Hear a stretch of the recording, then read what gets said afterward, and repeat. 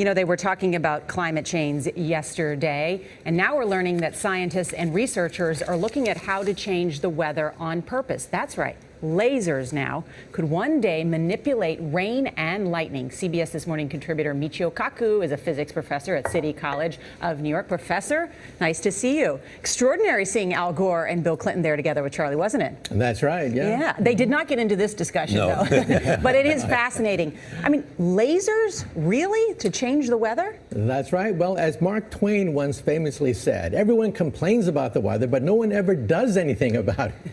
Well, instead of doing a rain dance, we physicists are firing trillion-watt lasers into the sky to actually precipitate rain clouds and actually bring down lightning bolts. This is potentially a game changer. But this is experimental. It's experimental. However, in the laboratory so far it works.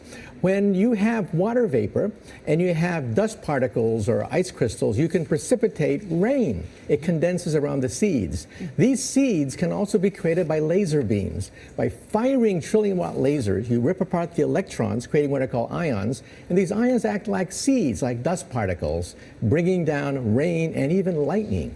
Go ahead.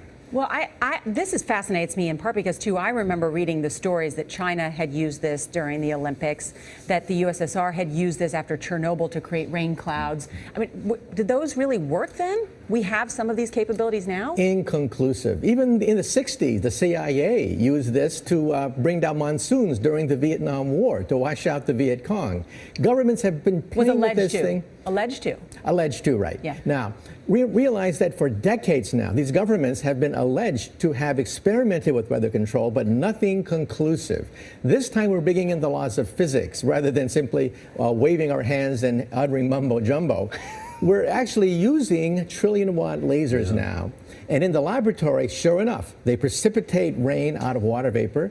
Sure enough, you can actually bring down electricity down the beam. So what does it mean for drought areas that need to have rain for crops, and if they don't have them, there's the consequences of famine? Well, the bad news is if it's a clear blue sky, it's not going to do anything at all because it only takes water vapor that's already in the air and condenses it. However, for floods, for agriculture, farmers, for people planning wedding parties, football games, you name it, outdoor events and agriculture and flooding and even hurricanes, all of them could be subject to weather modification. Incredibly interesting, Professor Michio Kaku. Thank you so much.